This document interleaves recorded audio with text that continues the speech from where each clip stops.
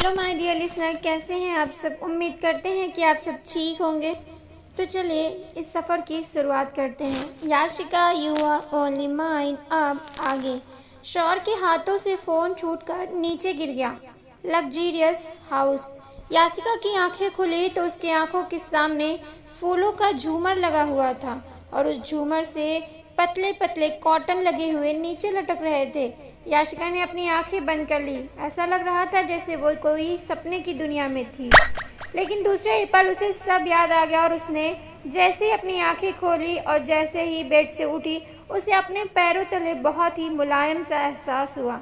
याशिका ने नीचे देखा तो उसके पैरों के नीचे रेड फेदर की कालीन बिछी हुई थी। याशिका को एहसास हुआ कि जैसे ये घर हिल रहा है। याशिका रूम से जैसे ही बाहर निकली, उसकी नज़र सामने खड़े अद्विक पर पड़ी। इस वक्त अद्विक की बैक याशिका की तरफ थी। याशिका के कदम जैसे जैसे आगे बढ़ रहे, उसकी सांसें और धड़कनें तेज होती चली गई और जैसे ही वो अद्विक के पीछे जाकर खड़ी हुई, सामने का नज़ारा देख शॉक हो गई, क्योंकि इस वक्त वो एक आइलैंड के बीचों बीच थी। चारों तरफ खारा समुद्र और पहाड़, खूबसूरत पेड़ और ढेर सारे पंछी थे। वो जगह बहुत ही खूबसूरत थी और अद्विक अपने हाथों को फोल्ड किए हुए खड़ा था। याशिका ने कहा, कौन है आप और हमें यहाँ क्यों लेकर आए हैं।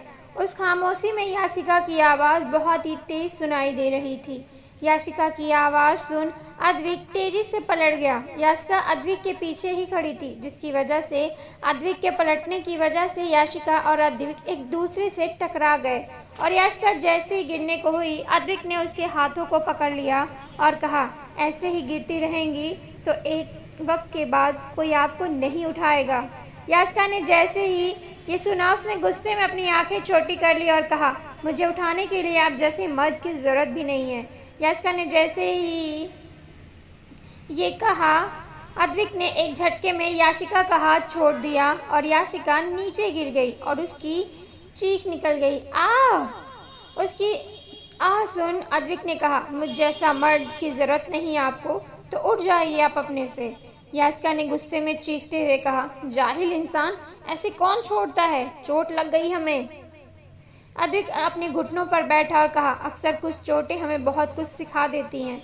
और खड़े होते हुए अपने हाथों को आगे बढ़ाया। याशिका ने अपनी ठंडी आंखों से अद्विक को देखते हुए उसकी हाथों को पकड़ा और उसे खींच के नीचे गिरा दिया और अपने आप उठ अपने हाथों को झाड़ते हुए कहा, चोट देने वालों को माफ़ नहीं करना चाहिए। अद्विक याशिका के इस हरकत से चिढ़ गया और खड़ा होते हुए कहा, आप जानती हैं मैं कौन हूँ, हमसे उलझना बहुत महंगा पड़ेगा आपको। याशिका ने कुछ नहीं कहा और आगे बढ़ते हुए कहा, आप हमें यहाँ क्यों लेकर आए हैं, हमें जाना है। अद्विक आगे बढ़ा और समुद्र को देखते हुए कहा, अद्विक सिंह थापर किसी का एहसान नहीं लेता।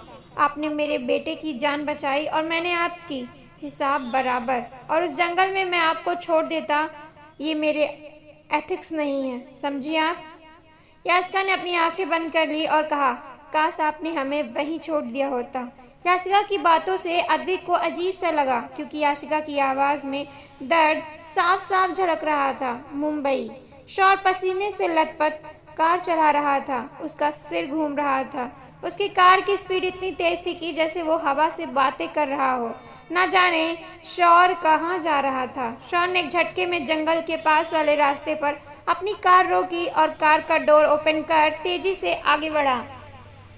रोड पर कुछ लोगों की भीड़ थी और तभी वहां एम्बुलेंस आने की आवाज़ आई। शौर के कदम आगे ही नहीं बढ़ रहे थे। तभी एक आदमी शौर के पास आया और अपना सिर झुकाते हुए कहा, बॉस, आपने जो फोटोज़ भेजी थी उस चैन की, वो चैन हमें इस लड़की के डेड बॉडी के पास मिला है। हमने उस लड़की का चेहरा नहीं देखा। इंस्पेक्टर अर्जुन आपका वेट कर रहे हैं। ये चैन जिस लड़की की है, शायद डेड बॉडी उसी लड़की के है। इस आदमी ने जैसे ही ये कहा, शौर ने उसकी कॉलर पकड़ लिया और कहा, रॉकी, बकवास नहीं, मेरी याशिका को कुछ नहीं हो सकता, उसे कुछ नहीं हो सकता। उस आदमी ने अपने हाथों में ली हुई पेंडेंट चैन को शौर को देते हुए कहा, बॉस, ये रहा चैन। शौर जैसे उस चैन को देखा, उसके दिल पर जैसे किसी ने अंगारे रख दिए। ये वही पेंडेंट चैन थी जो शौर ने याशिका को पहनाया था उस पेंडेंट चैन को खून में डूबा हुआ देख शौर एकदम टूट गया।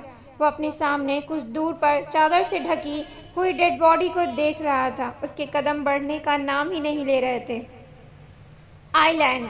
यास्का पहाड़ के एकदम किनारे पर खड़ी थी और उसके ठीक पीछे अद्विक खड़ा था। यास्का ने हवाओं को महसूस करते हुए अपने हाथों को फैला दिया और अपनी आंखें बंद कर ली। अद्विक की नजरें न जाने क्यों याशिका के ऊपर से हट ही नहीं रही थी। उसके लंबे बाल हवा को छू रहे थे।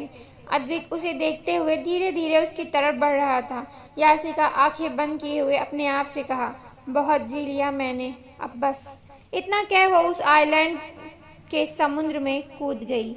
अद्विक चीख उठा, हे यू, और बिना कुछ सोचे समझे वो भी कूद गया। मुंबई। शौर किसी तरह आगे बढ़ा और अर्जुन से कहा, कौन है ये? इंस्पेक्टर अर्जुन ने कहा, फेस समझ नहीं आ रहा। सर आप एक बार देख लीजिए, उसके बाद हम डेड बॉडी को यहाँ से भेज देंगे।